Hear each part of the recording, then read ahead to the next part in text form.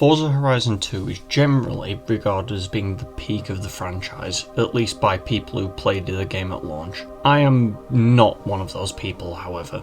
I mean, I played Forza Horizon games during the game's lifetime, but I didn't want Horizon 2. I was stuck into messing around in Horizon 1 pretty hard at that point, and I jumped over it straight into Horizon 3, where I've spent the overwhelming majority of my time on a Horizon game. I think it sits at about 500 hours, which as of right now is around the max. I like to think that I have a more unbiased approach talking about Horizon 2 because of this, but there is still a little bit of nostalgia. So Horizon 2 centers itself around, well, a road trip. The whole concept of the game is that the festival rotates around 6 locations across the map, with one central hub near the centre of the map which organises the events. Alongside this, there are activities which have become Horizon staples like XP boards, barn finds, speed traps and speed zones, exhibition races and bucket list events. Funnily enough, while I love this system, I found someone complaining about it on the forums back when the game released, saying they'd replace it with the crew at GameStop. Well, we saw how the crew went, didn't we? So let's maybe... Well, I hope that person got the money's worth. One thing that is important to note is that the game has considerably reduced the amount of both credits and XP the player receives for completing races, well, at least in my experience with the game, which does serve to hamper progression somewhat. So, for example, by the end of Horizon 2's campaign, where you become the champion, I had around 2 million credits. By the end of Horizon 1, I had 5, and Horizon 3 it was 10. It does lead to sticking to one car for races, as they cost a lot more than Horizon 4 or 5, where you can grind currency relatively easily compared to the other games. Horizon 2 represented the peak of the franchise for a lot of people, like I said, and it's very clear why. The stunning graphics, even today, the gameplay stands as being sharp and smooth, more responsive than its predecessor by a mile, and also the variety of cars. For context, Forza Horizon 1 had 212 cars, including all the DLC cars that were released, with Horizon 2 stepping this up to 313. But I'm going to go through all of this over time.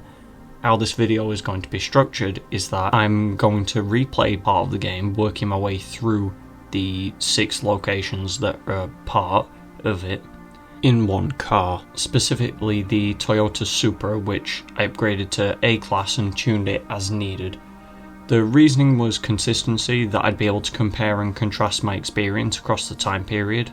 So I recorded the first race for every location, plus a couple others on top and other gameplay for just illustrative points. But realistically, we should probably now go and start the road trip.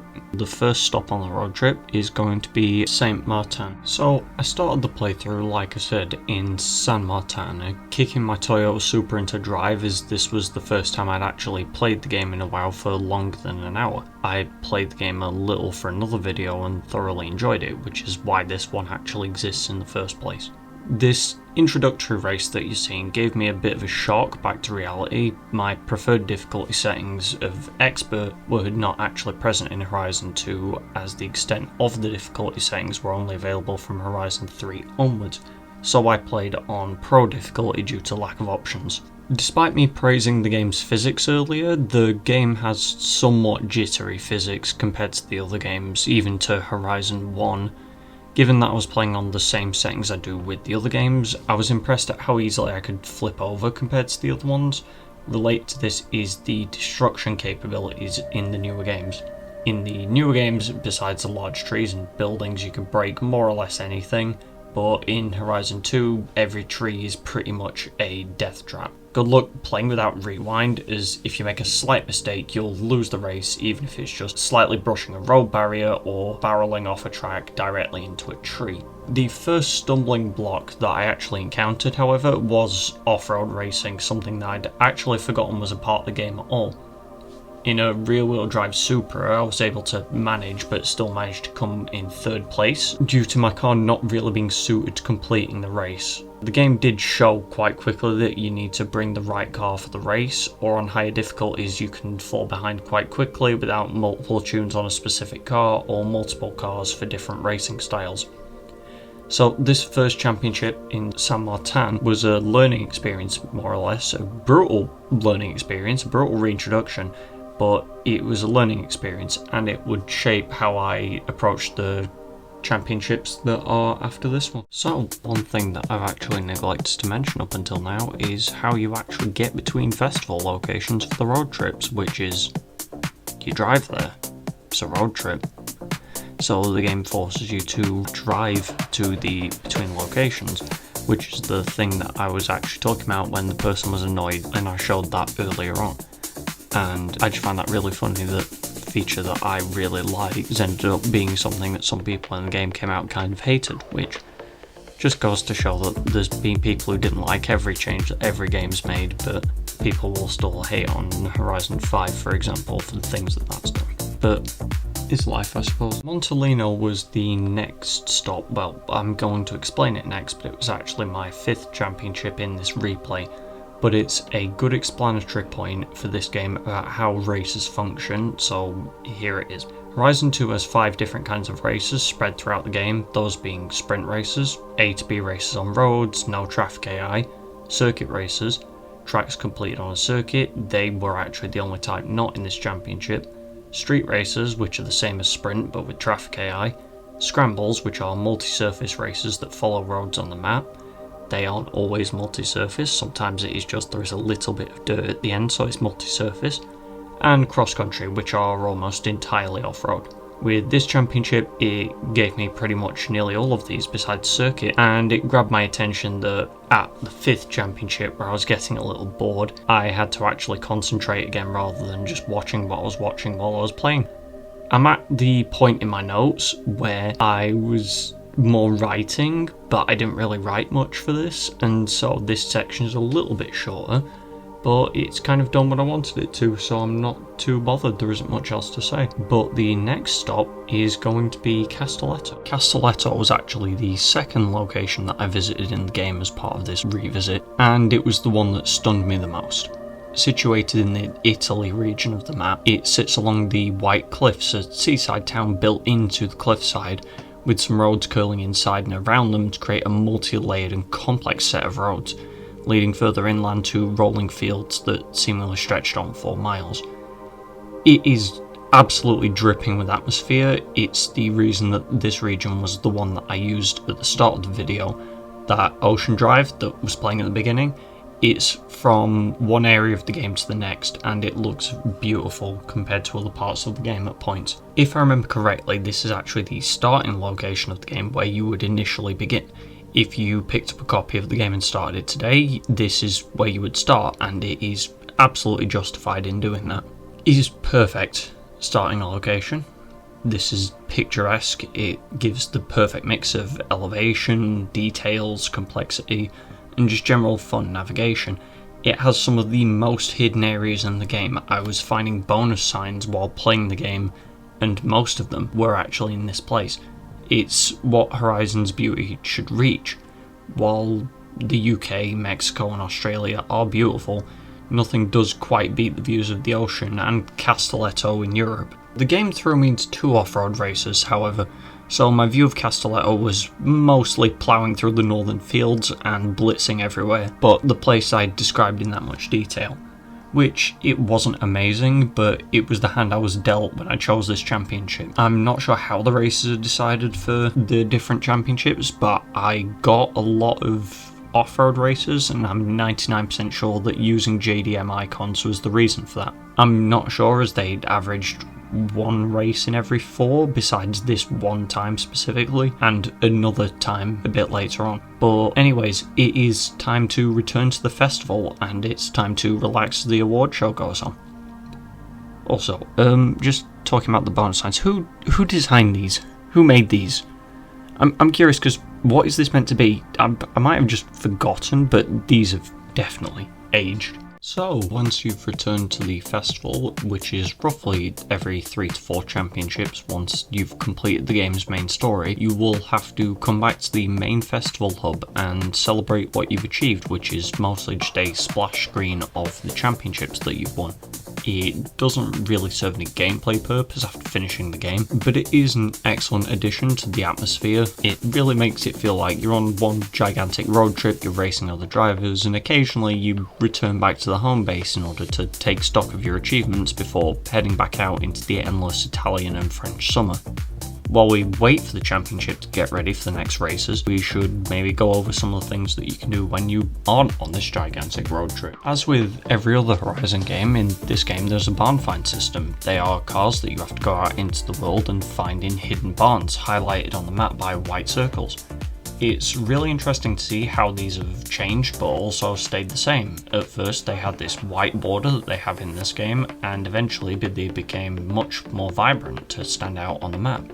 They can only be accessed here or the auction house, but don't buy them from the auction house, you can just get them in the game for free. Well, those games that still have an auction house, which I think is mostly just Horizon 4 and 5 at the minute.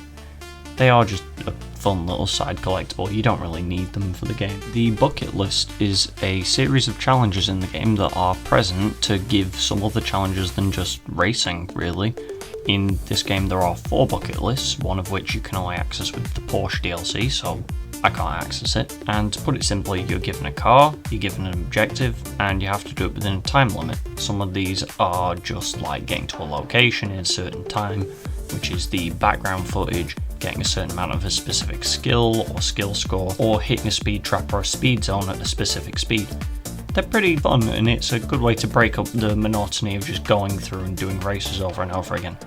But anyways, the champion is ready to start racing again, so we should get back to racing. And it looks like the next destination on the list is Sisteron. Sisteron helps to demonstrate the road racing that happens within the game, although there is some urban racing later on. This has wider roads and gentler corners. The road racing in this game is somewhat tightly controlled, with rear-wheel drive cars. The sudden loss of control can be brutal, spinning out in some cars in completely unexpected ways that are awful to recover from. Again, good luck with that rewind. All-wheel drive cars almost completely avoid this problem if they're completely balanced 50-50, which does help, however it does come with the downside of understeer. When you approach Sisteron, the mountain roads wind up, the forests stretch into the distance. Whilst it is mostly more road racing in this region for me, the environments are completely worth it. They contrast massively with Castelletto and the other coastal regions, and while they're both beautiful, it helps to accentuate how the different regions are like this. While they're not as varied as the later games, it's still an incredible change given that the game is 11 years old. There honestly isn't much else to say other than that. I think that we've already started to finish the races, so let's move on to the road trip. The next region in the game that we're visiting is Nice, Masséna, the urban centre of the game. I'm not going to say that more than once, so now it's just Nice.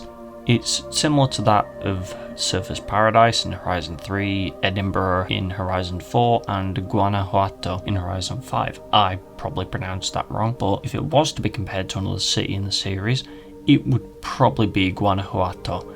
It's a relatively small city similar to its Horizon 5 counterpart, but nowhere near the depth and the complexity of the other cities I've mentioned above. The streets of Nice make for the perfect street racing circuit. They are complex, varied and very tight, but not so much that they become tiresome. They're also, like I've said, very narrow. There's very few multi-lane roads, and mostly just very narrow single-lane tracks compared to the other games. They all run straight through the centre of the city with only really one multi-lane road. The tight streets led to more intense races, especially in rear-wheel drive cars that have to chase first place due to the lack of the immediate power. Another thing that I do like, that I find interesting, is that Nice is the direct entrance to the Storm Island DLC.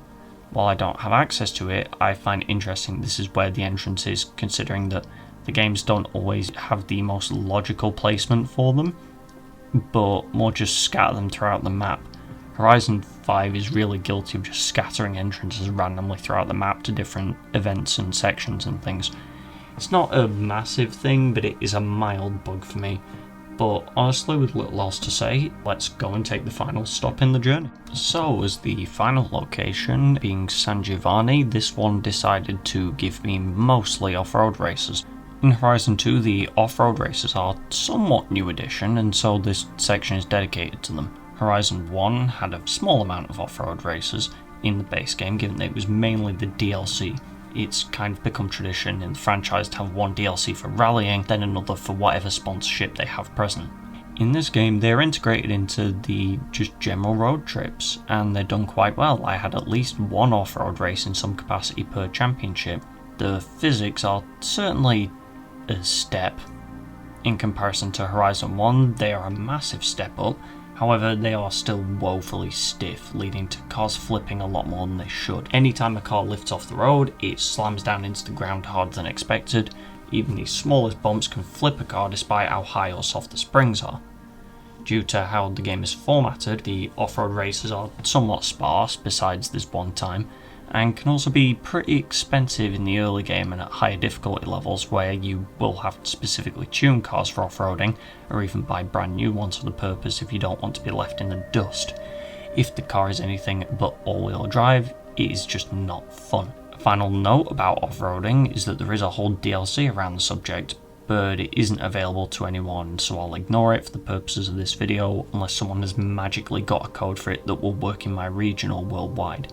Then it'll never be reviewed or discussed. But for now, the festival is called, saying there's a special event on, and that the champion is the star driver for that event. So we should go and see what's up. Exhibition events, which is what these special events are somewhat similar to the bucket list challenges in a kind of way. You get a car, you drive to a place. But there is a unique twist that applies to this kind of event, which is that instead of racing against a timer or other cars, you're generally racing against other kinds of vehicle. By which I mean any kind of vehicle. This could be crop dusters like in the footage, planes, boats, motorbikes, anything that the team at Turn 10 Playground can really think of. It's a fun mix-up of the gameplay loop. It helps break from the endless road trip of the game. There isn't really much else to say other than that to wrap it up. Oh, and in Horizon 4 there is a Halo crossover one, which is very, very fun for any Halo fans. Revisiting Horizon 2 was a somewhat nostalgic trip. While it doesn't have the same nostalgia for me as the first or third games, it's still a trip through an unfamiliar place that I've enjoyed thoroughly when compared to some of the other games I've played in the last few years. The game certainly does have more than a few downsides, however. The narrow focus of the road trip system does dampen your ability to explore the map, given that 99% of your XP only comes from specific regions of the game at any time, and that the game's physics engine has certainly aged. Some people will naturally not like the road trip system, like I've shown, and it can harm player agency compared to the modern games. The map is maybe a touch smaller, and it also can lack variety after a couple of games.